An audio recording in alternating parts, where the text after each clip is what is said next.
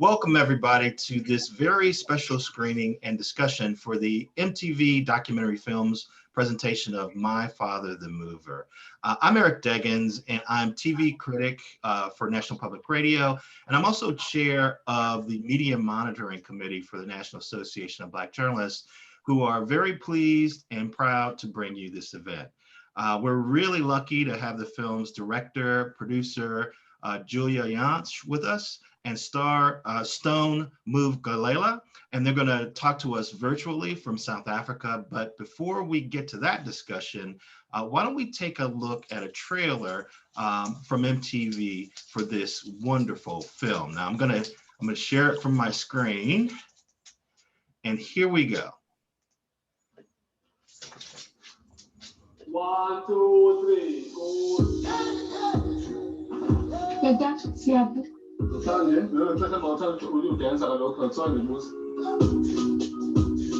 order for us to be amazing, we need to think out of the box. Use your heart, and the confident work.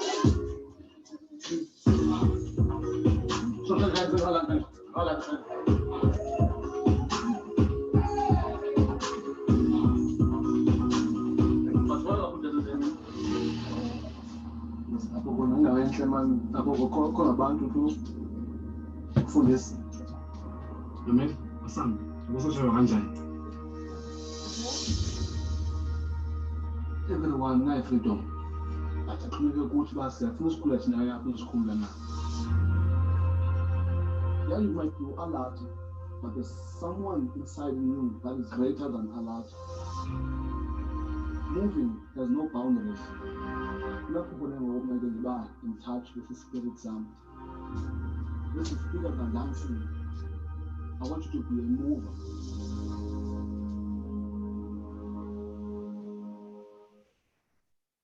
That's pretty awesome. So thanks a lot to Julia and Stone for joining us.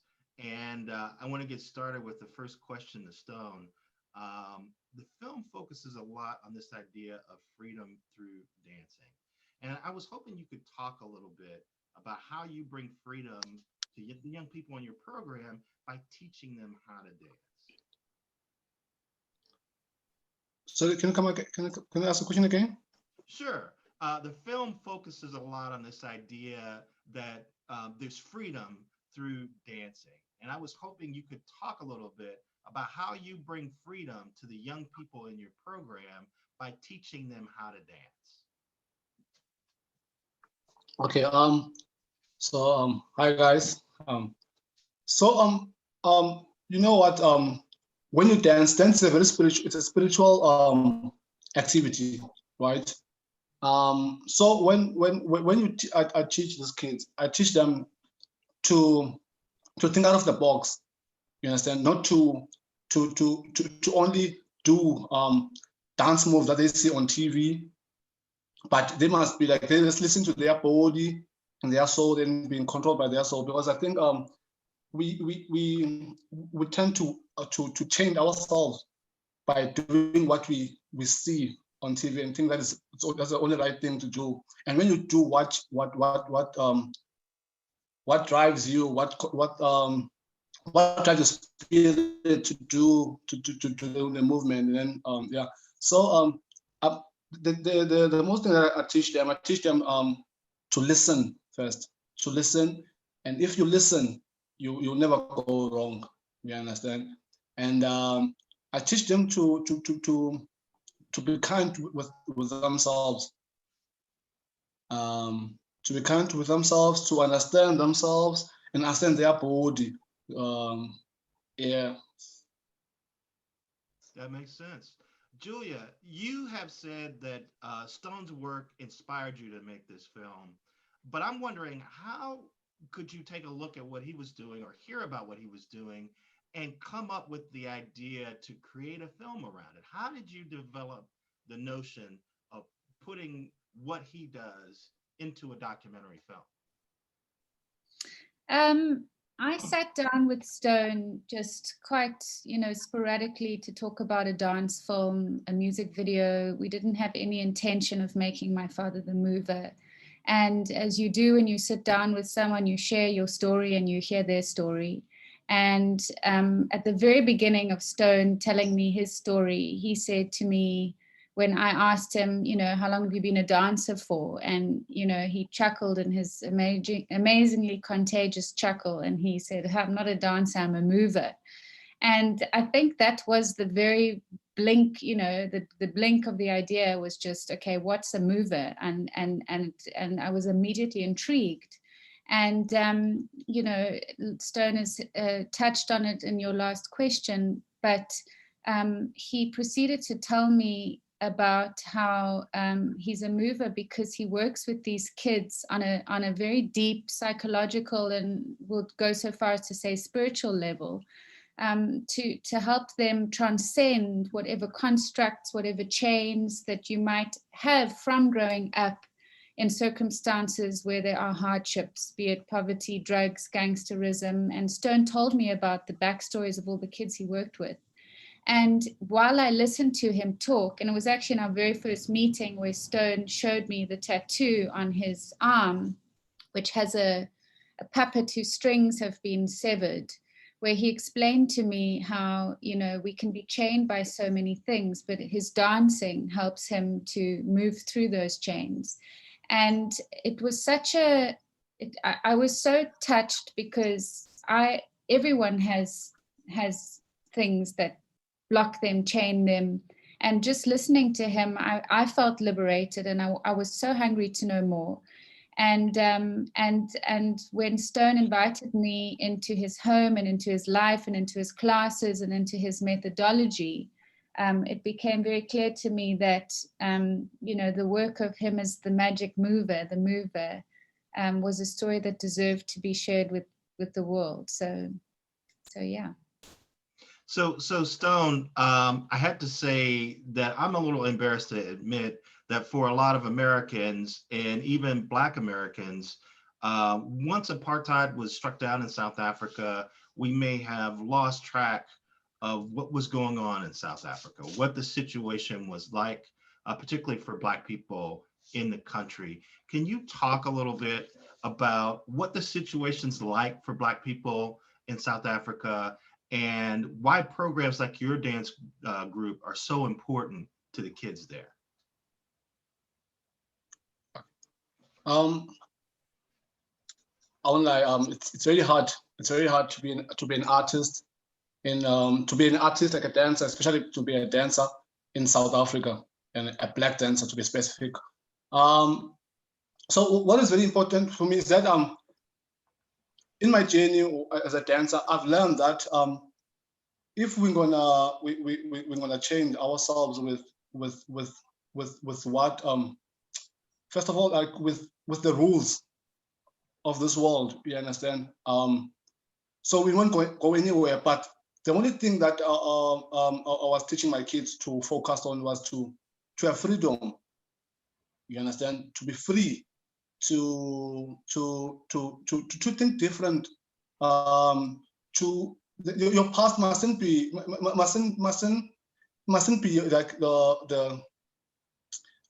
your past mustn't block you from seeing a brighter future, things working out for you. You understand? So I know what is going on, right? But I'm blessed that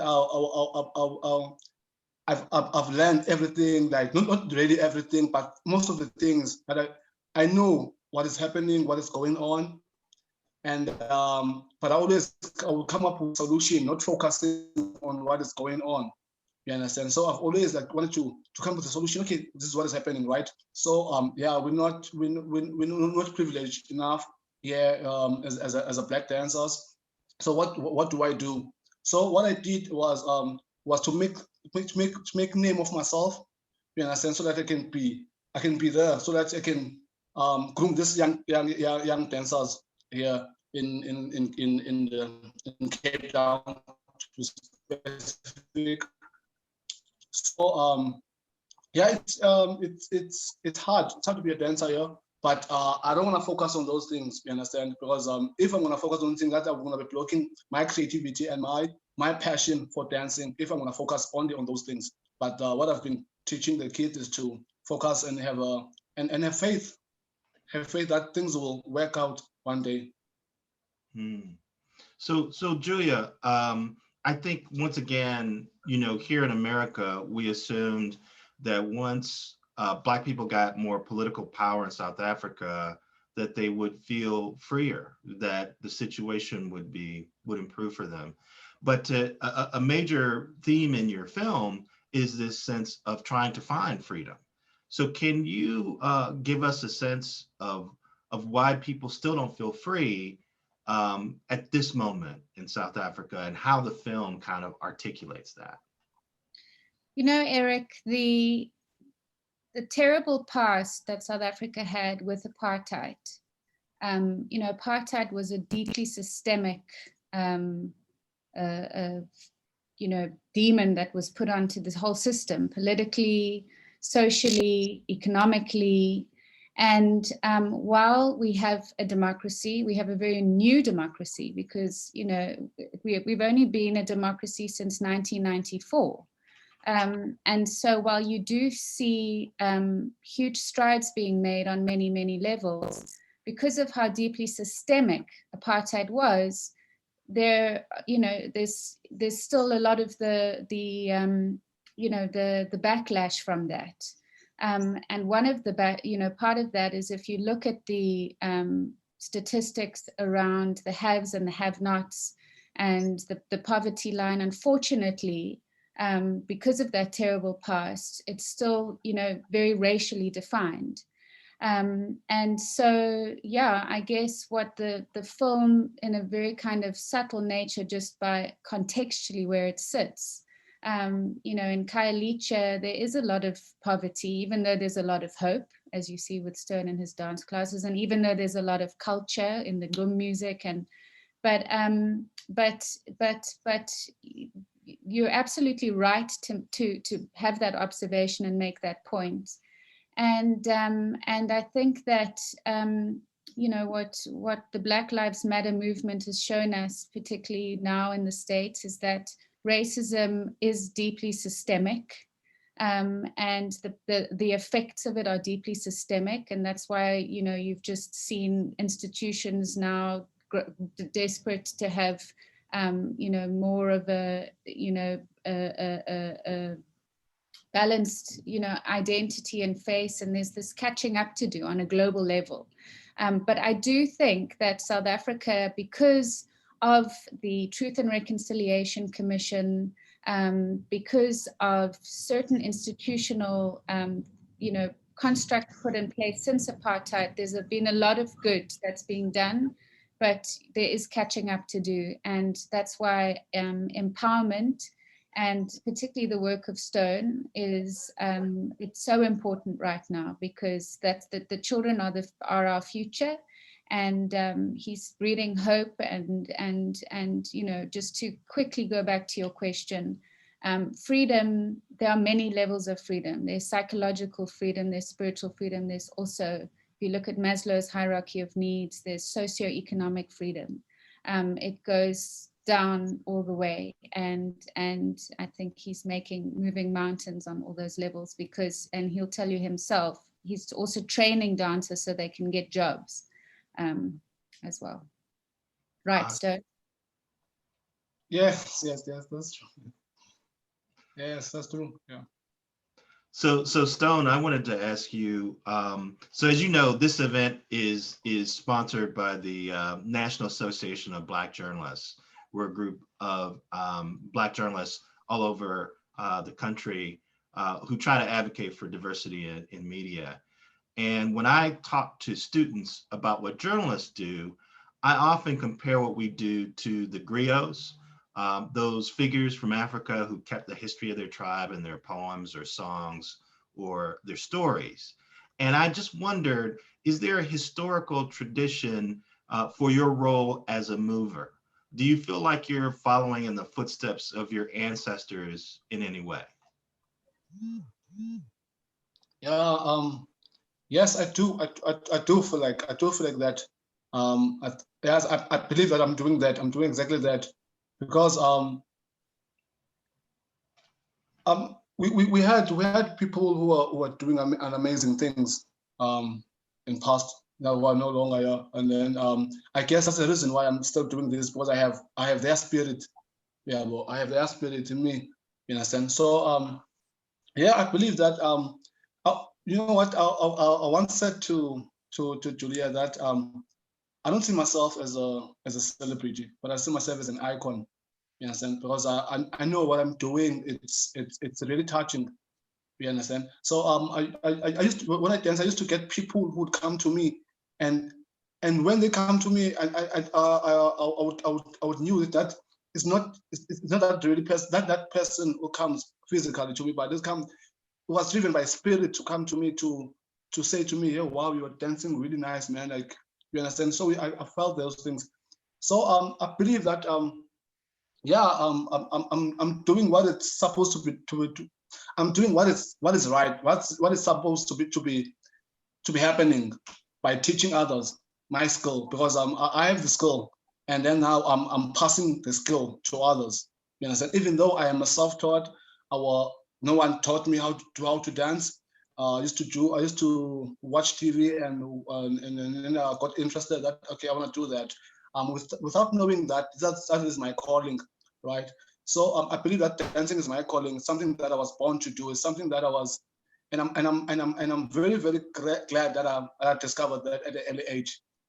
So it matured in me, and now that I'm helping other people, and I used to do an activity there by the there's a place called Gqom in Khayelitsha. So I used to go there and dance there, and it was called donate bread to a neighbor in need. So I was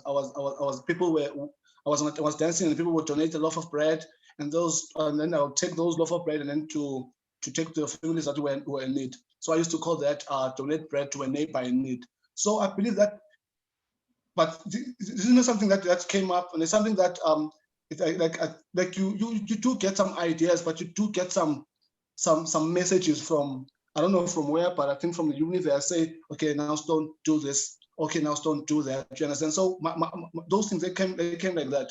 They came as that. And even me teaching kids yeah, in Khayelitsha, it wasn't easy. It wasn't easy, especially because it was mostly the girls. You understand?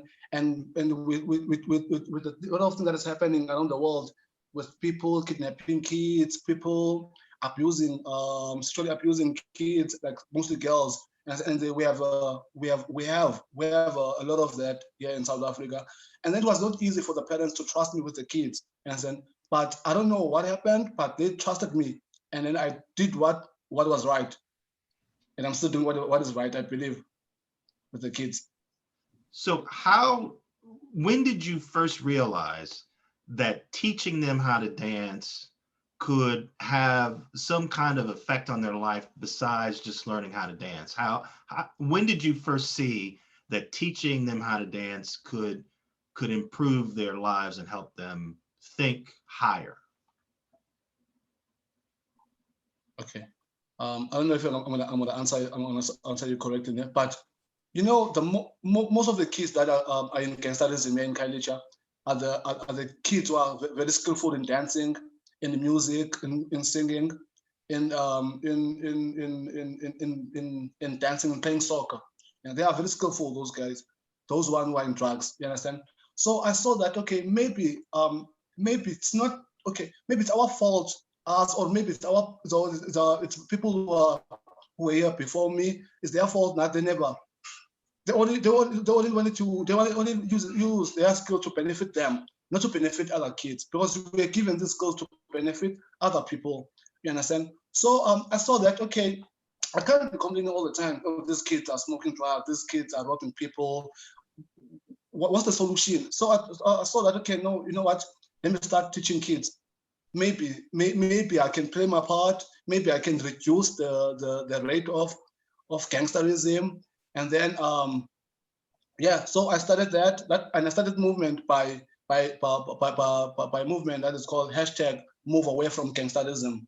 So I was using dance as a weapon to take those kids away from those things. You understand? So yeah, so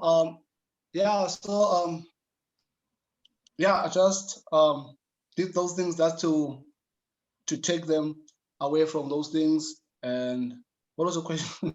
Can I ask that was it. That was it. You answered it. Go ahead, Julia.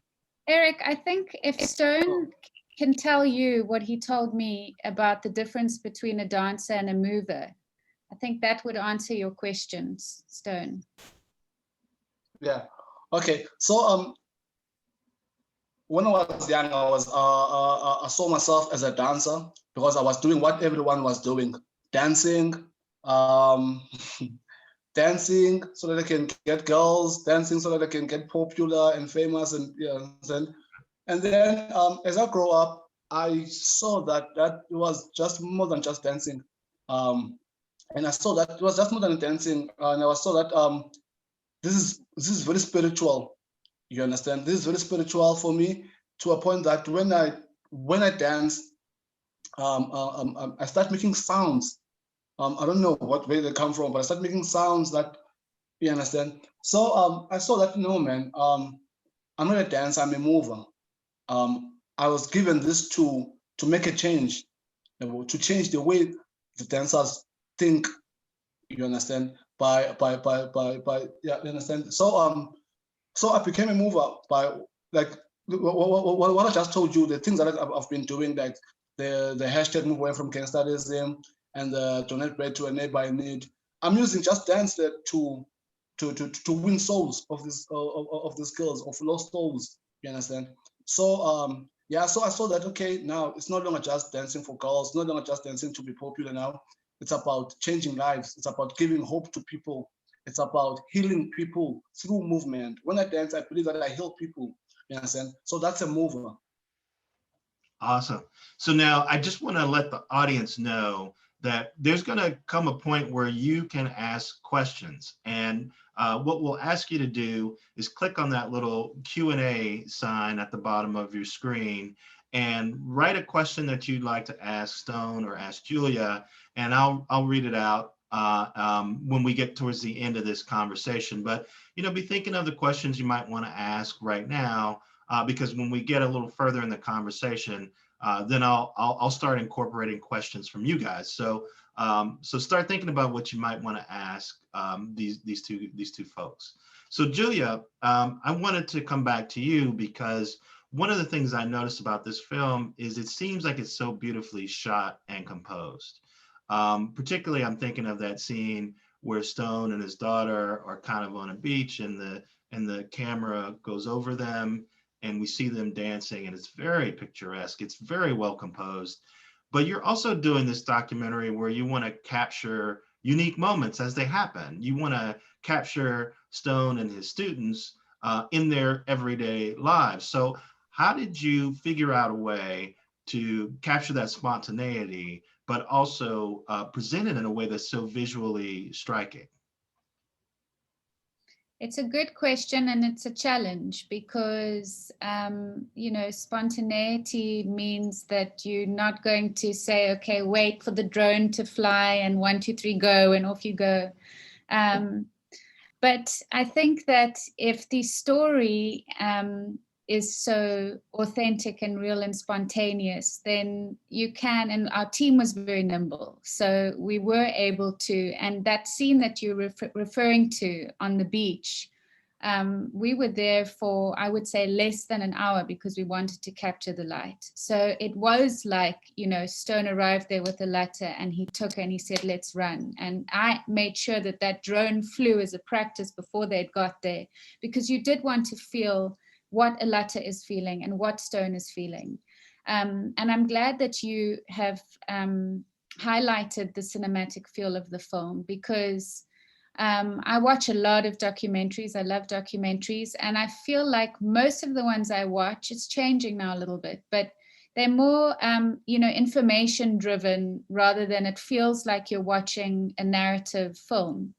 But I really like to veer towards the latter side, like you're watching a narrative film, particularly if there's a message as potent as Stone's message, because I want to take the audience on a journey that's really going to move, no pun intended, to really move them. And so while it was important to communicate information with this film, for example, you know, where he teaches his kids, what the kids learn, et cetera, it was as important for me to find more of a dramatic undertone, and that is the father-daughter relationship, in order to take the viewer on this journey. And that's where all the heart comes from in this film. It's the beautiful relationship between Stone, who's a single father raising his daughter in Khayelitsha, and their relationship. And it was very important to me to find a DP in Ross Hillier, who shot it, who could make beautiful, beautiful pictures, because I think that, together with the music and the score, and of course, Stone's words, you know, the very potent remark, yeah, you might be Alatha, but there's someone inside you that's bigger than Alatha, or that moving is bigger than dancing. You know, a statement like that needs to come with a big kind of, for me as a filmmaker, bang of emotion, because it deserves that. Yeah, you know, I'm thinking about recent documentaries that I saw, like Gunda or Strays. I don't know if you've seen that one, where the emphasis is on the visual a lot more than whatever story may be going on. So maybe you're on the tip of a trend there. So Stone, I wanted to ask you, like, one of the big story points in the film is your daughter's reluctance to join the group. Your daughter at the beginning of the film is saying she doesn't want to join your class. And I'm wondering, how'd you talk her into it? How'd you get her to join your group at last? You know what? Alatha didn't join the group. Alatha, she's in love with music, doing music, and I gave up on that one on trying to get her in my group. But I understand she loves music, and she's really love with music, to a point that Alatha would call me while she's at school. Daddy, there's this other song that I just heard. I think you would love it. And then really, I'm gonna fall in love with the song because she has a good taste in music. Alatha doesn't want to dance. Alatha wants to be a runner and a musician. So I just want to let her be. But what was happening there in the story? It was not just to get her in my dance group. It was for me to see beyond what I was trying to do with her. I believe that I'm not, like I said, I'm not a dancer, I'm a mover. You understand? Alatha can be more than just a dancer. You understand? Alatha can be just more than a musician. You understand? So what I was trying to show Alatha, I wanted Alatha to be in my presence while I'm teaching the other kids those amazing things, and to be there so that he can take it to whatever that she wants to become in life. You understand? Because I believe I was giving so much wisdom to those kids. You understand? So I wanted her to be there in their presence, to benefit what they like. These kids are benefiting. Even though, yeah, she's been benefiting a lot, but that environment with other kids, you understand? That's what I wanted her to. But yeah, I tried and I gave up. Well, I got 3 daughters, and none of them think that what I do is cool. So no, you're not alone. Don't worry about that. So Julia, I wanted to ask you, you know, as we've been talking about, this is a film that is very much centered on Black folks in South Africa finding a way. And I wonder, were you concerned at all about being a white person trying to come into this world and tell this story? You know what? I was not concerned, Eric, and I'll tell you why. When Stone told me what he does, and when I saw what he does, and when I saw him dance, and I understood what he meant by a mover, because it resonated with me so much in such a spiritual way, I felt that what he was doing, because it was, you know, I'm not Stone, I'm not Alatha, I'm not the kids in his dance class, okay? And of course, in our documentary space, there's always the question, who's telling whose story and why are they telling that story? And that's important. And that needs to be respected, and stories need to be delivered authentically. But because of how much what he's doing touched me and affected me, I had a universal message delivered to me that I got Stone, I understood Stone, I understood his work, and most importantly, I was moved by it. And I knew that I could take that emotional connection, and I'll go so far as to say spiritual connection to it. And I believe that I have, and I know because of how he's, told me how he's, been receptive to it, and Alatha and the kids he teaches, I knew that I could do it justice. Just because of how it touched me, for that simple reason. And that's a very subjective answer, Eric. But I'm glad you asked the question, because I think it is a very important question at these times, but at all times, it's a very important question. But yes, I did feel, it did come up, but I did feel, no, I have to tell this story. I have to do it. And you just have to do something. Was there ever any moment where you felt uncomfortable, or you felt like you weren't understanding something, or you felt that dissonance at all?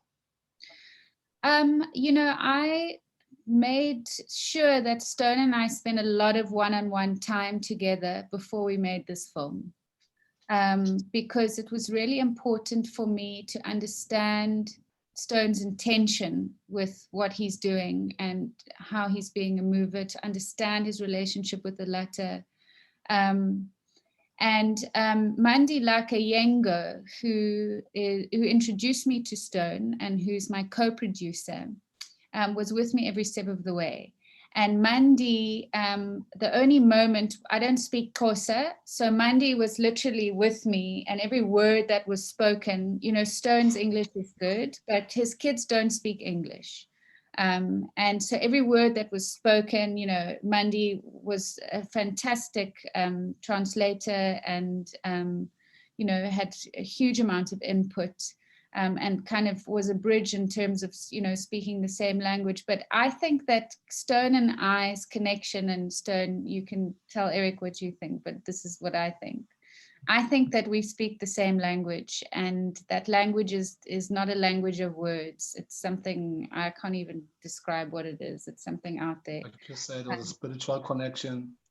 It was a spiritual connection for real. I'm not someone who easily trusts people with my art, in a sense, but when we sat down with Julia, and she understood me, you understand, even though like when we first met, it wasn't the idea to shoot a documentary. Julia wanted to do a dance experience, I think, or a music video, but when I shared my story with her, she was listening, and she found the story very interesting. I was like, okay, I don't know what she's up to, but okay, let's do it.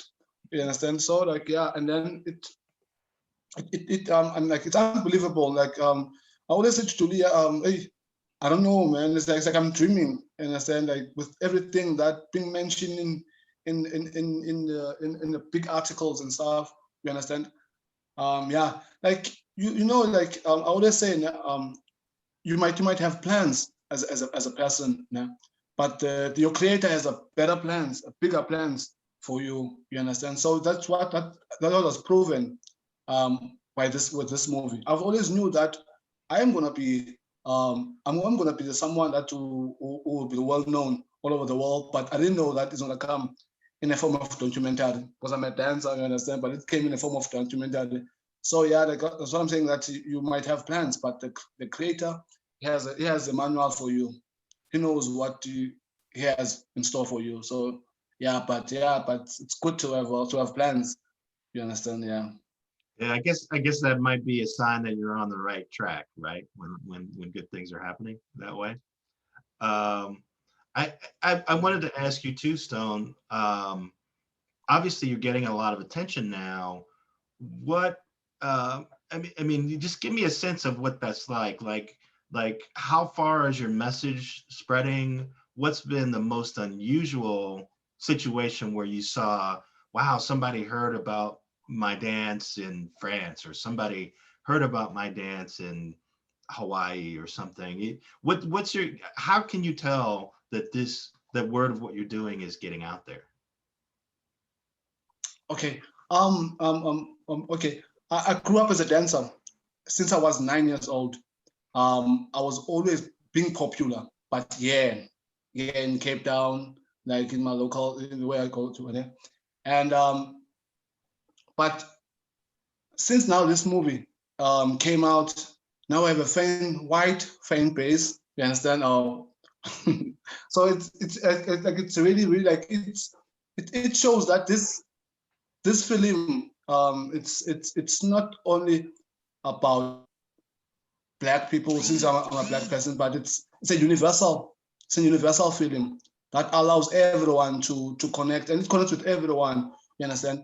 So but now that these people are recognizing me because of my father the mover, it's really humbling. It's and I'm glad that it happened now at this age. Maybe if it happened earlier, maybe I wasn't going to be able to handle it. Maybe I was going to be big-headed, full of myself. But now that it happened, while I'm humble, I've went through a lot. Like I said, I was a dancer since I was 9. So yeah, and I had great experiences as a dancer. So I was really a popular dancer. I am a really popular dancer here in Khayelitsha and Gqom. So I think it was a trial for me to get used to that, even though it's local. You understand? So that when it gets big, so that I can be humble, because it's not something new, even though like it's major now. You understand? But yeah, but it's really nice. It's really nice now that it happened at this age. Now that I'm matured to know how to respond to people who are happy for me as a dancer. Because I don't call them as my fans. I call it my supporters. People who love what I do. People that I connect with them. People that I heal. You know, and so yeah, it's really humbling. It's really humbling. That's great. So I want to remind the audience, if you have any questions for Stone or Julia, type them into your Q&A area, and we'll start asking them those questions as well. So Julia, this film was picked up by MTV Documentaries Films, and that's headed by Sheila Nevins, who is quite a force in the documentary world. I covered Sheila way back in the day when she was working at HBO. And I remember that she was doing this documentary about 3 different criminals, and they had kids. And she actually cared so much about the subjects that she made sure that the kids went to a great school for a while, and actually tried to make sure that they got a great education. I mean, this is a woman who really gets involved with her documentary projects when she can. What's it been like working with the folks at MTV and Sheila to get this film out to the world?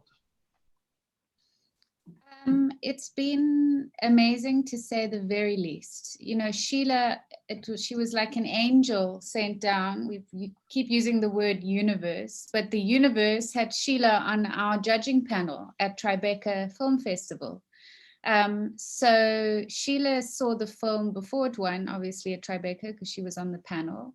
And as soon as it won, I got the email, actually before it won, I got the email, you know, with the intent and the request to acquire on the part of Sheila Nevins and MTV.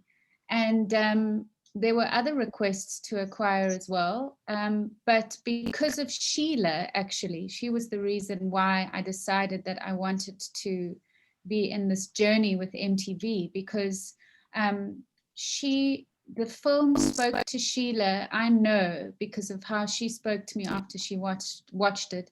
I know that it spoke to Sheila in the same way that Stone speaks to Alatha, his dance class, and to me when I wanted to make a film about him. I knew that she got it. And she said, this film, she said, teach me the dance. And she said, this film is joyful and this film needs to be seen right now. We were just going into COVID-19. I think Tribeca was one of the first festivals that was cancelled. And she said, you know, while we can't move and we're staying at home and we're isolated, you know, this is a film that's going to show the joy and the message that we'll move again one day. And because of her connection to it, I decided that this is the best partnership. And MTV has been nothing short of amazing. They've really championed this film in a way that I'm so surprised. And, you know, as an independent filmmaker, it's my first acquisition, and you hustle like a, okay, excuse my language, when you have your own movie. And the fact that here's MTV and all their partners just really getting this film out there, and it's amazing, because, you know, one of the saddest things ever as a storyteller is to tell a story that nobody hears and nobody sees, and MTV is making sure that people see this important film. And you know, film aside, Stone's work and his intention to build this school, because of course he does these free dance classes on the weekends at the local school, because they give it to him for free, can't rent it. And so he needs a school to continue his work, and he's got a mission. And you know, if the film, this film is helping him, you know, really, you know, legitimize his mission and get support for his mission. And I'm very invested in Stone's mission. And yeah, I think that there's a movement that's bigger than just this film, for sure. So MTV is really helping with that movement. So I wanted to pose a question to both of you. It's interesting, like African Americans, I think, have an interesting relationship to Africa, in that we often think about it, we often reference it. Some of us have visited, but we may not know that much about the continent. And I'm wondering if both of you think that there's a special message that maybe African Americans can get from watching this film and from seeing Stone's story. Stone, maybe you want to start. Is there something special in this film for African Americans who might be trying to understand what life is like in South Africa, or try to understand the continent? Okay. No, I would say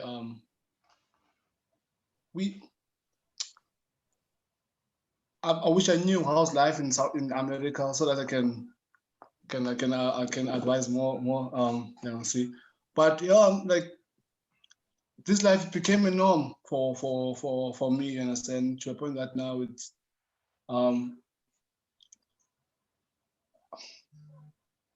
what I would say is that life is not easy.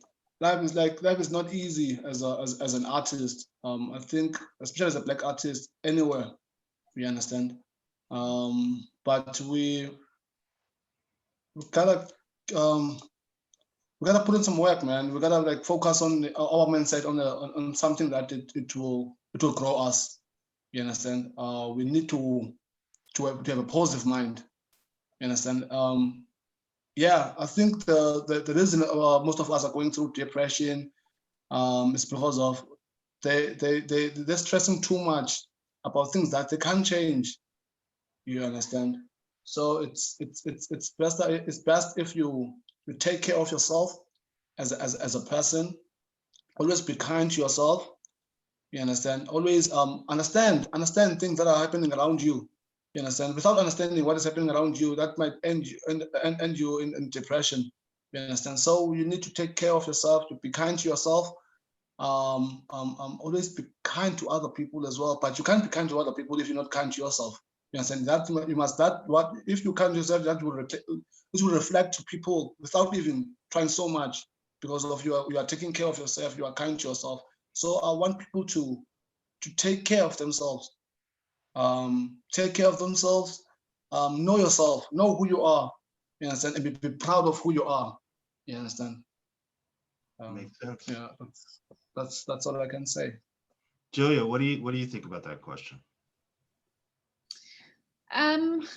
You know, I have Africa. I'm obsessed with Africa. I'm born here. I've spent most of my life here. Africa and South Africa, and I am obsessed with it because there's a soul that's beating here that I mean, every place has a soul, and maybe it's because I'm a South African that I get it, but I can understand why, you know, the United States and the world at large is obsessed with Africa and South Africa, and why African Americans, to your point, are very keen to know, you know, Africa more, and African heritage and African culture, because it's a palpable force, and I think that there is a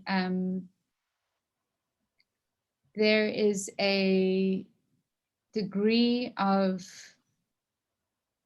and I don't know if hope is a weird word, but you know, South Africans have been through a lot, a lot, and you know, there's a Ubuntu, which I don't know. I'm sure you know what Ubuntu means, but it's I don't, unfortunately.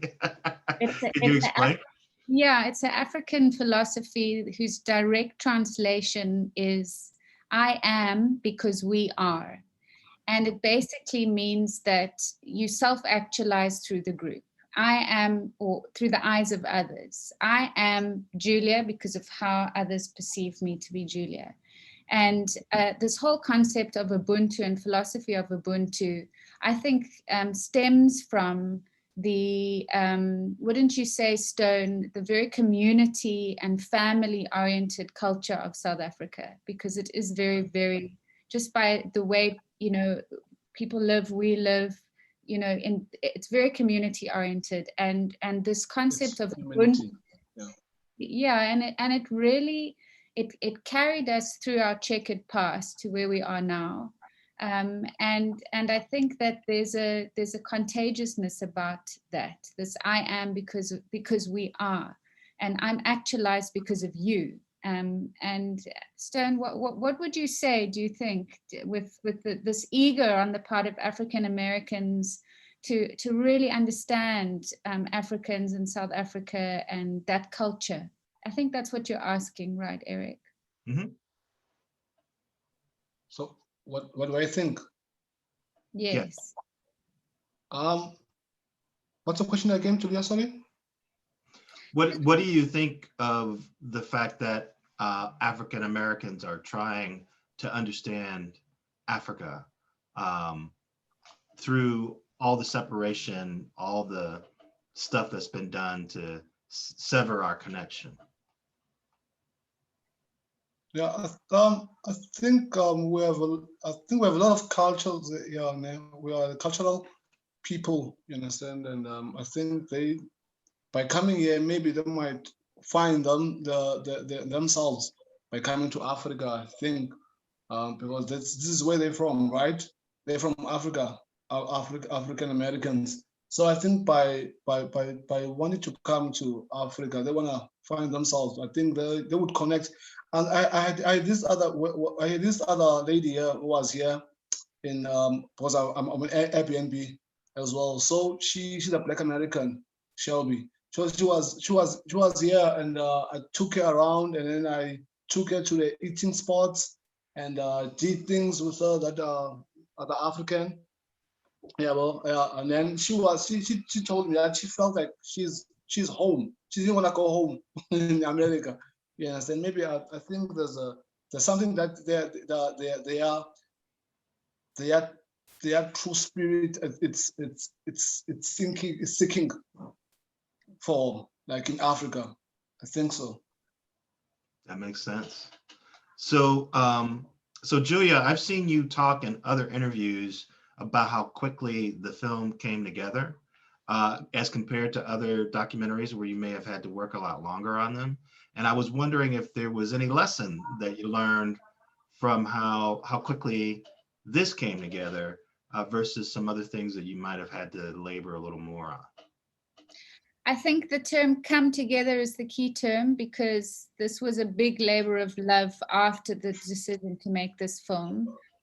Because while I decided to make it and we were shooting the next week, the post-production phase was, you know, next to, I would say, around 8 months long. Wow. You know, there was a lot that went into this film. But it did happen quickly because, you know, Stone was talking about how it's good to have plans, but sometimes the creators, he says, has other plans. And I feel like I was kind of shoved out of the way. Me and my plans were shoved out of the way with this film. And because I had a ticket booked back to New York, I had to move, you know, there's the word again, to make it happen. And the reason why it felt like it all just happened so, you know, I think stuff does happen easily and in flow when it's meant to happen. You know, I was having lunch with a friend telling him about this film right after I had sat down with Stone, and I said, I need to find a DP quickly. And if you can believe it, at the table next door, he was like, well, why, you know, this guy is a DP, I know him.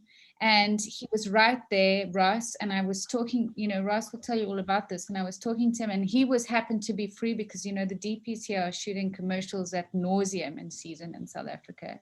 And he was like, let's make it, let's do it, let's go. And we just moved. And so it came together easily. And then we put a lot into the post-production phase because I really wanted, you know, the best score, and we worked with actual Gqom artists to kind of chime in on the original score, and we were all in studio. It was fun. We had Stone with the Heartless Bang guys, and Tom Poole, who's an incredible grader. He graded, you know, Black Klansman, and he's just one of the best. And I wanted the best hue because one of the things that's so particular about Africa is the light here. I don't think you get light in South Africa like anywhere else in the world. And Tom really just, I mean, his brushstroke was incredible, and that took some time. And of course, we shot a lot. And the narrative of the father-daughter story, I knew I wanted to communicate Stone's work, but that drama had to be built, and those chapters in the narrative had to be figured out. So Trisha Holmes, who edited it with me, and I spent a lot of time at the drawing board. So yeah. Interesting. So Stone, I wanted to ask you, if you think about all the kids that you've helped by teaching them how to dance, is there one kid who you helped the most, or is there one story that sticks out for you where here's a kid where dance transformed his or her life? Can you tell that story? Yes, I have a lot of kids that I've helped. Well, the things about me, and when I teach these kids, I become very connected with them to a point that I will always go and do go to their homes and find out what kind of background this kid coming from, so that when the kids acting act like weird in class, so that I can understand, okay, maybe it's because of the background, understand. So yeah, I've been to their homes, and I've done things that that are more than just a dance teacher. I think I'm helping them with buying them stuff like clothes, you understand, when I have something, and supporting them, and maybe sometimes I will take Alatha's old clothes and then give it to them, you understand. Yeah, I have a lot of kids that I've helped them. There's this other girl I used to teach, was the first. I think she's in university right now. I used to teach her. She was my first student while I was staying in Khayelitsha. So I used to teach her, and she would always text me and thanking me that, thank you so much for teaching me how to dance, and for doing all the things that you taught me, you understand. And she was at the first screening of the private screening of My Father the Mover, and she said something that I don't know if Julia remembers her. She was telling that story as well there. So yeah, I have a lot of kids that I've helped in terms of shifting in changing their mindset to think positive. yeah, that's the only thing that I've done, like helping in terms of helping them. That I can do. I'm able to do. Sorry, yeah. Cool. And Stone, can you talk a little bit about Gqom music? Because this was something that I discovered watching this film. I didn't know anything about it before I watched your film. And I guess it's South African house music. And how does it connect to the dance that you're teaching the kids? Okay. You know it. You know, us as African, we love drum. You know, we love drum. We love percussion. You know. So that music has a lot of drum, percussion, electronic. You understand? So that music, like anything that has a drum, we connect. We go crazy. You understand? So like that music, we really connect to that music because of the drum, and to a point that while I was at this other organization, I used to teach kids there dance there. So I was a dance facilitator there. So I used to use Gqom to if I would see the kid or some of the kids like they are so shy, they are standing on the corner, they don't want to dance, but I would play Gqom and leave them there. And then when I come back, you will see the kids starting to move, like do slight moves, you understand? So I saw there, but okay, this music, man, like, okay, I used to listen to Gqom at home and go crazy about this music and thinking maybe I'm losing it. And then to a point that until I found out, I discovered that kids really love this music. You understand? So I've been dancing before Gqom was here. You understand? But I had to join Gqom so that I can win souls. I'm all about that. I'm all about winning souls of these kids, teaching them good things. Understand? So these kids, they really connect with this music, and this music, it's even kids at the age of 16, 15, 14 years old, they can do this music because now the technology is very advanced now. They can do this beats on Fruity Loops, understand? So I was using what I saw that, okay, this kid, they love Gqom, you understand? So I can't be teaching now African dance now, like traditional dance now, why the kids are loving this. So I must go with the times, you understand? So I did my research, and then I saw that, okay, these kids, they love this music because of its drum, you understand? Yeah. You gotta reach them where they are, right? Yes. So Julia, I want to ask you, did you actually learn how to dance? Did you get any lessons from a man Stone? Stone has tried to teach me. You know, actually, Stone and I were invited at the end of last year to go and talk to Tsiba Business School, which is a social enterprise school for business school students who want to go into business. And afterwards, Stone was teaching the kids how to do some Gqom moves, and he was teaching me as well. And I love to dance. Don't get me wrong. I met Stone because I wanted to. Anyway, that's another whole story. But yeah, I've got some more practice to do, and he has tried to teach me. Yeah, you're gonna have to practice. I mean, once this film blows up, people are gonna be asking you to dance. Yeah, exactly. We have to practice. That's right. You got to get together and have another instruction session. Can I comment on that? Sure. She can dance. That's what I saw when I gave her, like, it was only a few minutes routine, so I taught her, and then she did it. Yeah, so she can dance. So she's being a little I can see now why she wanted to do a dance experience. Sorry? I said she's being too modest, is what you're saying. Yeah. Yeah, she can actually dance. All right. Well, I don't want this to end without you guys telling the audience how they can help you. You know, as Julia pointed out, Stone, you got a mission. So if people who are watching this want to reach out and help you, what's the best way? How can they do that? Okay, so like as Julia said that I've been wanting to have a dance studio, and it's been my dream to have a dance studio, join a dance studio, to a point that I was thinking of buying to build a shack here, you understand, so that I can have a place for these kids to be at, you understand, because I know I know when there's a dance studio, it's gonna be their second home.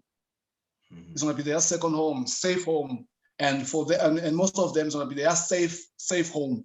You understand? So I really would love to own a dance studio, so that I can build a home for these kids. That's the only thing that I think now it can it can make people more interested, even the parents, because I would love to expand it. I would like to have like more kids, but now I can't teach like a lot of kids because of the spaces that I'm getting only a classroom there at the public school that I'm, and they are very strict, you understand. So I have to follow their instructions, you understand. But I think if I can have a dance studio, there's a lot that I can do with those kids. So is there a way that like dance studio. Is there a way that people can donate? You know, if Americans here see this video, is there a way people can donate to help you with the cost of something like that? There's Yes, a link Julia. at the end of the film, Eric. There's a link at the end of the film, and yeah, it's a GoFundMe or Fundme link, and people can contribute that way. And maybe you want to put it also on your Instagram profile, Stone, so people can Okay. see it if they don't watch the Okay. film. Yeah, and how can we find you guys online? Stone, what's your Okay. handle? Stone Galila.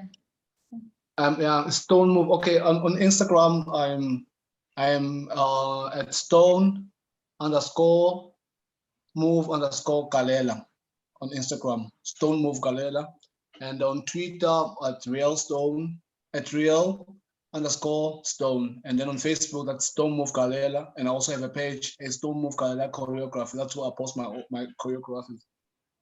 Cool. So if people want to donate or help out, they can connect with you on Instagram, Twitter, and Facebook. And Julia, I wanted to ask you, where can people see the film? I think it's premiered last week, Friday, on Pluto TV. Yeah, I think that's where it is currently. Yeah, and Pluto is a free streaming platform where you can watch TV shows. Sometimes they have ads in them, but you know, you won't have to pay a subscription fee if you go see it there.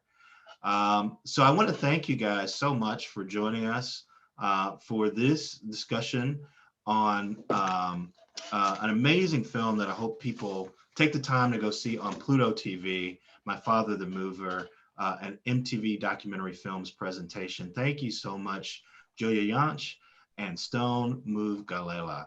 We really appreciated you guys taking time to talk with us. And I hope everybody who sees this goes out and sees the film, and also takes a little time to get to know Stone's work online and support him in any way they can. I'm Eric Deggans, TV critic for National Public Radio and chair of the Media Monitoring Committee for the National Association of Black Journalists. And I want to thank you for joining us for this presentation, and we'll see you around soon. Thank you, Eric. Thank you so much. Thank you so much, Eric. All right.